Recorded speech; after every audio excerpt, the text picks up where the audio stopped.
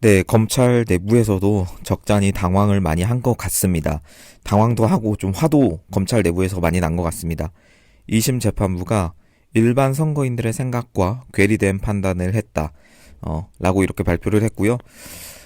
2심 무죄에 대해서 법리 오해를 위법했고 즉시 상고할 것이라고 어제 발표를 했습니다.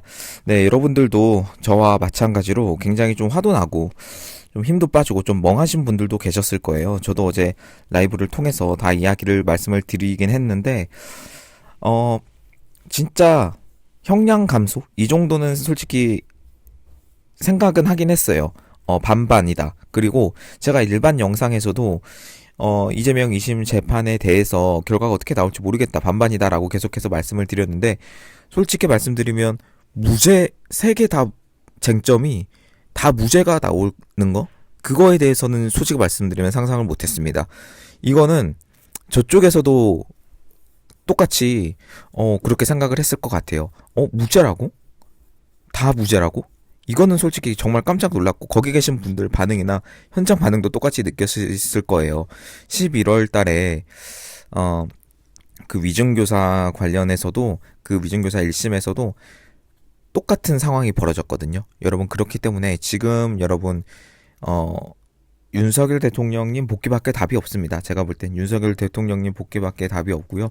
이 상황을 다 이제 돌릴 수 있는 거는 정말 쉽지 않은 싸움이 될 겁니다. 여러분 그 상황에서 이재명이라는 사람이 그냥 중간에 있는 거예요. 여러분 최종 이 사람을 끌어내는 게 최종 목표가 아닙니다. 저희는 결국에는 자유민주주의를 향해서 가는 거고요. 여러분 아시다시피 1심에서 유죄 집행유예가 나온 사례가 2심에서 뒤집히는 거. 그 확률이 1.7%밖에 안 됩니다. 1.7%. 그 1.7%의 확률, 물론 이게 그동안 있었던 통계나 그런 숫자 노름입니다만 굉장히 적지 않습니까? 그거를 뚫고 무죄가 나왔다는 거. 그리고 여러분 이런 상황에서 이제 파기자판이라는 것도 있습니다. 뭐 아시다시피 지금 이게 만약에 여러분 진짜 답이 없는 건요. 형량이 줄어들어서 막 벌금 80만 원 이러면 진짜 답이 없긴 했어요. 답이 없긴 했습니다만 그렇다고 이것도 무죄를 좋아할 수도 없고 여러분 그런 상황입니다. 이게 그러니까 상황이 지금 영화보다 더 웃기게 된 거예요. 현실이. 그래서 이 법조계 일각에서 대법원 파기 재판을 주장하는데요. 파기 재판이란요. 상급 법원이 원심 판결을 파기해서 돌려보내는 게 아니라 그냥 항소심 법원으로 돌려보내는 게 아니라 사건을 대법원 협의체에서 직접 재판하는 것을 말해요. 그러니까 이제 완전히 이제 손이 이제 재법원 쪽으로 넘어갔다라고 볼 수 있고요.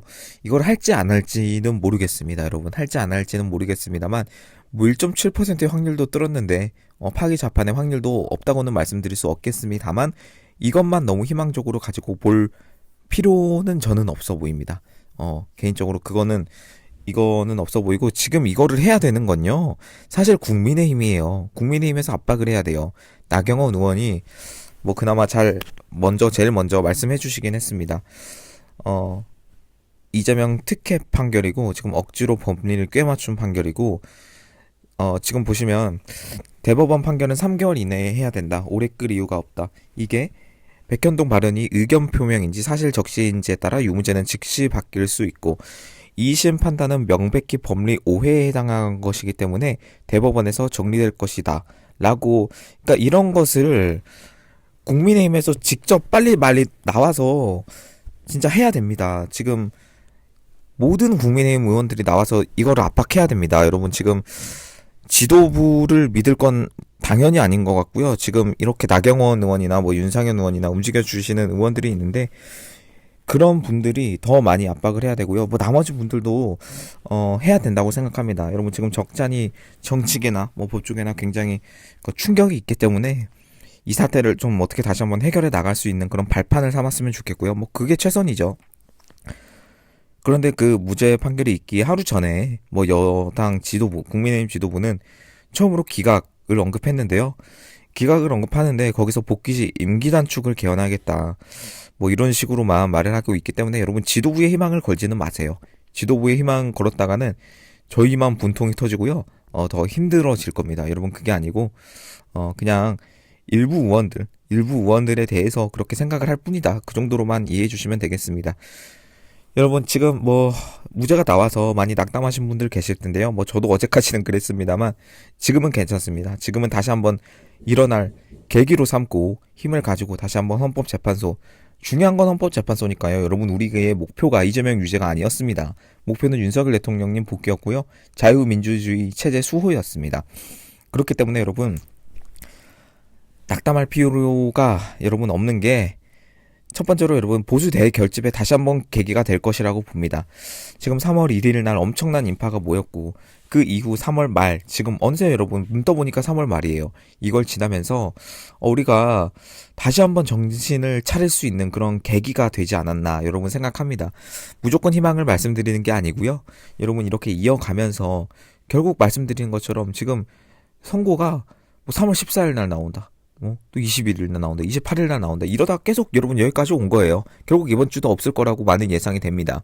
없을 것 같아요. 그리고 4월 초로 이제 또 넘어가고 또 4월 중순으로 넘어가고, 윤상현 의원은 4월 11일을 말씀하시던데, 그러니까 점점 미뤄지고 있는 상황에서 우리가 점점 지치고 힘들고 이런 상황이 나왔습니다. 여러분 그런 상황에서 다시 한번 보수가 대결집을 할 수 있는, 우리 우파가 다시 한번 뭉칠 수 있는 그런 계기가 여러분 된 것 같습니다. 이거를 뭐 그래서 무죄가 나와서 좋다 뭐 그런 말은 절대 아닌 거 여러분 아실 겁니다. 장단점이 있는 거죠.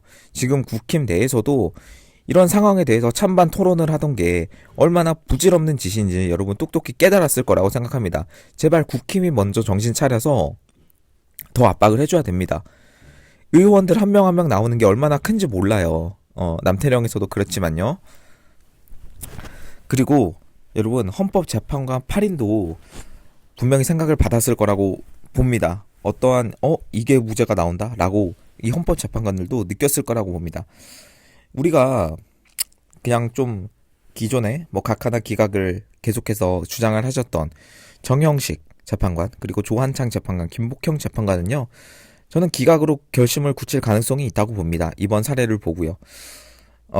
그리고 뭐 김형두라든가 나머지 네 사람은 뭐 계속해서 생각이 있겠죠. 이렇게 사법적으로 균형이 좀 많이 떨어졌구나 라는 거를 여러분 알 겁니다. 그럴 수밖에 없지 않을까요? 이 사람들도 사람입니다. 재판관들도 사람이에요. 그래서 어떻게 보면 관점의 차이라고 볼 수 있겠습니다. 뭐 이재명이 유죄를 나온다고 해서 이 사람들이 다시 한번 뭐 인용으로 간다? 그건 또 아니고요. 뭐 무죄라고 해서 기각으로 굳힌다, 뭐 이렇게 딱 말씀드릴 수는 없습니다만 관점의 차이입니다. 여러분 그러나 이럴 가능성이 있다라고만 말씀드릴 수 있고요. 저희가 다시 한번 결집해서 보여줘야죠. 지금은 정권을 지키느냐 넘기느냐 이런 문제가 아니라 지금 자유민주주의를 수호하느냐 아니면 넘어가느냐, 그 정도의 문제이기 때문에요. 여러분 계속해서 힘냅시다. 지금 어쩔 수 없는 그런 상황입니다. 양쪽으로 지금 갈라진 상황에서 여러분 쉬운 싸움이었으면요 정말 이 지금 길고 긴 여러분 이 상황이 쉬운 싸움이었으면요 윤석열 대통령님 혼자서 해결했겠죠. 그렇지 않겠습니까? 그런데 우리 같은 국민이 이렇게 관심을 더 많이 가지게 되고 계몽이 되고 이렇게 끼어들고, 여러분 이 이유가 뭐겠습니까? 지금 대통령 혼자서 해결하기엔 우리나라는 진짜 절벽으로 떨어지기 일보 직전이었습니다. 진짜로요. 개구리 끓여서 점점 서서히 불 온도 올려서 결국 어떤 개구리는 탈출을 하고 계속해서 점프한 개구리는 탈출을 하고 어떤 개구리는 탈출을 못한 것처럼 우리나라가 진짜 떨어지기 일보 직전이었다는 거죠. 여러분 그 상황에서 윤석열이라는 사람이, 윤석열 대통령님이 그것을 가까스로 잡아서 다시 한번 살려냈고, 그 상황에서 이 사법부가 정말 문제가 있었구나라는 것을 국민들도 다시 한번 느끼게 됐고, 참 여러분 지금 30이라는 기회도 남아 있고요. 선거법뿐만 아니라 뭐 위증교사나 대북 송금이나 좀 남아 있습니다. 여러분 그렇기 때문에 너무 이렇게 다시 한번 낙담하지 말고 오늘은 다시 한번 힘내야죠. 네. 그래서 결국에는 우리 대통령님이 말씀하신 것처럼 일거의 척결 거기로 가야 한다고 생각합니다. 지금 이렇게 진흙 속에서도 핀 꽃처럼 그 지귀현 판사님이라는 분이 나와서 구속 취소를 해주셨고, 여러분 그런 판사도 있을 겁니다. 그런 판사도 분명히 지귀현 판사님 말고도 그런 분이 있을 거예요. 여러분 정말 많이 땅에 떨어진 지금 사법부의 그런 상황인데 그런 상황에서도 지귀현 판사님 같은 분들이 있을 거예요. 여러분 그렇기 때문에 지금 일희일비하지 않겠습니다. 지금부터. 그리고 지금 저들이 가장 원하고 가장 되기를 바라는 거는 우리가 낙담하는 거예요. 우리가 낙담하는 겁니다. 그리고 집회에 있는 화력이나 이런 게 점점 떨어지는 거, 힘 빠지는 거.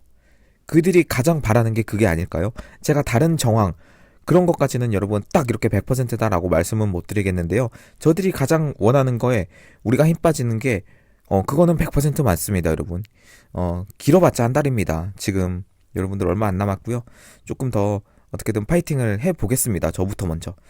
더 이상 이제 비관적인 말씀은 안 드리겠습니다. 네. 네, 3월 27일 날 뭐 국회의원이나 여러 가지 그 공직자 재판관들 재산 공개가 있었습니다. 여러분 보시면 1위가 누구냐면요. 역시나 이미선. 네, 대단합니다. 이미선이 1위를 했습니다. 75억 2,366만 원. 와, 여러분 헌법재판관이 정말 엄청난 재산을 가지고, 물론 재산을 가지고 있다고 해서 그것 자체로 비판을 하는 건 아닙니다. 뭐 자본주의, 자유민주주의 체제에서 재산을 늘리면 좋죠.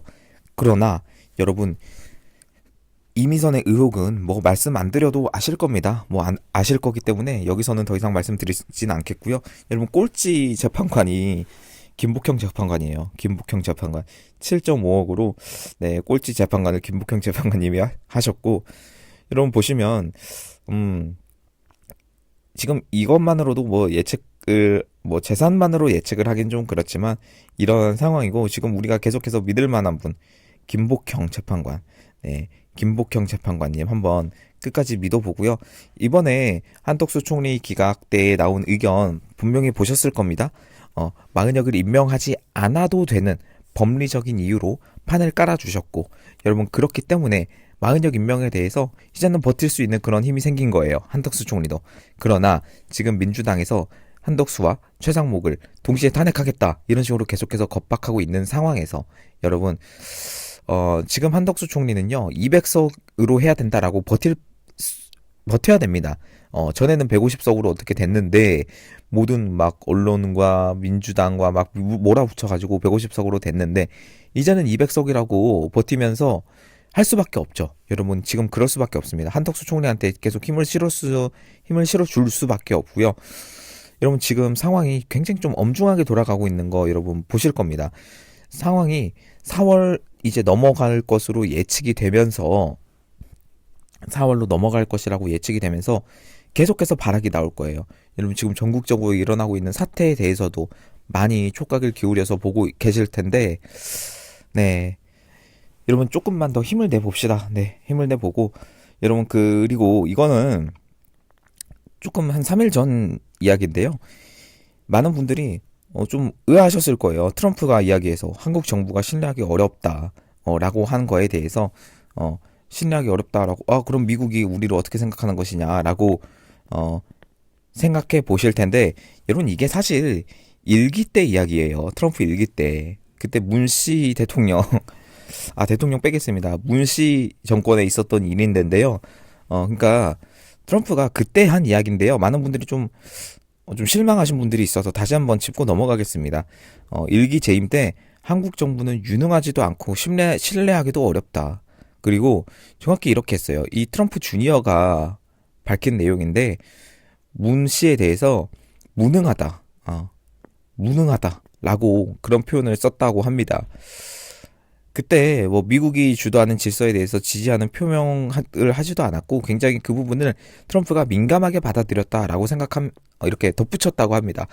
여러분 이런 상황에서 윤석열 대통령은 완벽하게 지금 트럼프 대통령의 그런 파트너로 자리 잡을 수 있는 그런 상황이죠. 그래서 참 웃긴 게 뭐냐면, 이 문이 트럼프한테 일본과의 관계 개선을 도와달라 이런 식으로 맞고 굉장히 좀 황당했다라고 이렇게 트럼프가 말했다고 합니다. 왜 그걸 나한테 해결해 달라고 하냐, 직접 해결해야지. 미국을 왜 일본 문제에 끌어당기냐 이런 식으로 했다고 합니다. 여러분 기억나십니까? 혹시 문씨 정권 때 막 노노 재팬 이런 거 하면서 일본을 악마화하면서 막 그런 식으로 했던 게 바로 그 정권입니다. 그런데 뒤에서는 트럼프한테 일본과의 관계 개선에 도와달라 이런 식으로 말했던 게 지금 문씨예요. 여러분들 정말 지났지만 파면 팔수록 정말 와 이거는 진짜 쉽지 않다. 이 정권은 진짜 쉽지 않다. 라는 게 여러분 생각이 들 수밖에 없습니다. 까도 어떻게 이런 이야기밖에 안 나오는지 여러분 지금 그런 상황을 거쳐서 우리 윤석열 대통령님이 왔고요. 이 상황을 돌려놓느라 얼마나 힘드셨습니까? 이 상황을 돌려놓느라 정말 쉽지 않은 그런 상황을 가지고 여기까지 왔는데 여러분 지금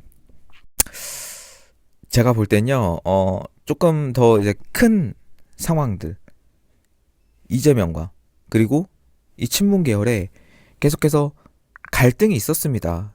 여러분 보셨겠지만, 그 상황에서 계속해서 한쪽에서는 이재명을 비판하고, 뭐 임종석이나 뭐 김도경, 김부겸, 김경수 뭐 이런 사람들이 개헌을 통해서 개헌을 카드로 잡아서 이재명을 계속해서 비판하고, 이재명 같은 경우는 이러한 세력들을 쳐내려고 이재명 같은 경우는 내각제 개헌을 하기 싫어하는 사람입니다. 누구보다 대통령이 되고 싶은 사람이기 때문에 지금 이재명은 내각제를 하기 싫은 사람이에요. 여러분 이 상황에서 이 둘의 대결이 그리고 윤석열 대통령님은 또 다른 카드로서 이 3자 대결이라고 보시면 되겠는데 우리가 그렇다고 지금 이재명을 지지할 수도 없고 내각제 싫다고 이재명을 지지할 수도 없고 여러분 지금은 답이 한 가지밖에 없습니다. 윤석열 대통령님과 국민이 같이 만들려고 하는 그 한 가지밖에 없어요. 여러분 그렇기 때문에 쉽지 않은 싸움입니다. 정말 쉽지 않은 싸움이고 솔직히 정치 무관심하고 그냥 저쪽 가서 넘어가서 이제 뭐 배급 받으면서 사는 뭐 그런 거 생각하면 여러분 어떻게 보면 진짜 넓은 길이죠. 그러나 여러분 이 우파는요 좋은 길입니다. 여러분 쉽지 않은 길이고요. 참 힘들 수도 있습니다. 여러분 제가 윤석열 대통령님 복귀까지도 당연히 쉽지 않겠지만 복귀하시면 더 큰 진짜 어떻게 보면 이재명보다 더 큰 그런 싸움과 어떤 그런 세력들과 그런 게 기다리고 있어요. 여러분 그 상황에서 우리가 계속해서 지지를 보내줘야 된다고 생각합니다. 여러분 말씀드린 것처럼 지치지 마시고 끝까지 갈 수밖에 없습니다. 지금은 여러분 이번 다가오는 토요일 그리고 토요일뿐만 아니라 평일에도 여러분 힘 보태주시고요. 저도 라이브 계속하겠습니다. 계속하고 여러분 지키겠습니다. 헌잡도 지키고 여러분 도와주시고요. 여러분 아무튼간에 이제는 뭐 결론을 맺자면 이제 낙담하지 맙시다. 이제 낙담하지 말고 끝까지 한번 가볼 수밖에 없습니다. 여러분 저부터 파이팅 하겠습니다. 여러분 감사드리고요. 개인적으로 후원해주신 분들 정말 감사드립니다. 그분들 덕분에 채널 운영하고 라이브도 계속하고 영상도 만들고 지속하고 있습니다. 네, 영상 하단 마지막으로 참고 부탁드리고요. 여러분 감사합니다. 박놀 방송은 여기서 마치도록 하겠습니다.